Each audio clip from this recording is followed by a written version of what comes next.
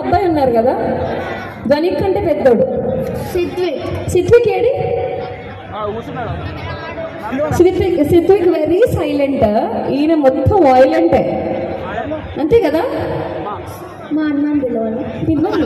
ఎక్కడున్నారు సిత్విక్? ఎక్కడన్నా స్టేజ్ పైకి రావాలి. మరి ధ్వనిక్ మాటలు విన్నారు, సిత్విక్ మాటలు కూడా వినాలి. రాడా ఎప్పుడు? సిత్విక్ ఒకసారి రానా? ఈయన నాకు తెలుసు కానీ ఆయన నేను మొన్ననే చూసిన. ఓ అన్నకి ఇంకొక కొడుకున్నాడా అని నాకు మొన్ననే తెలిసింది. చలో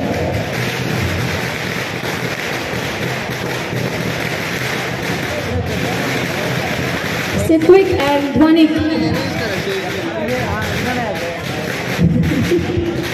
ఓకే, వీళ్ళిద్దరు నేను నా మాటలు ఎప్పుడైనా నేను చూడలేదు కూడా చూడలేదు, నేను ఈరోజే చూస్తున్నా. అంటే ఇక్కడ లైవ్గా నార్మల్గా ఫొటోస్లో చూసిన. ఈరోజు ధ్వనిక్ అండ్ సిత్విక్ మంచి మంచి మాటలతో మీ అందరినీ ఈరోజు తాతయ్య కోసం అలాగే డాడీ కోసం వచ్చిన వాళ్ళందరికీ స్పెషల్గా నువ్వు థ్యాంక్ యూ చెప్పాలి, నువ్వు అన్నయ్య ఇద్దరు. ఓకేనా? మరి డాడీ బర్త్డేకి ఇంతమంది వచ్చారు కదా, నీ బర్త్డేకి వచ్చారు ఇంతమంది వచ్చినా? ఇంతకంటే ఎక్కువ మంది వచ్చిండొచ్చు. అవునా? మొత్తం గల్లంతా మీదే ఉంటుంది పండుగ అప్పుడు కదా, అందరు వచ్చారు. ఓకే చలో, నువ్వు అన్నయ్య ఇద్దరు చెప్పాలి అందరికీ థ్యాంక్ యూ అని. ఓకేనా? ఎట్లా చెప్తావు? నీ స్టైల్లో నువ్వు చెప్పే. ఇంకా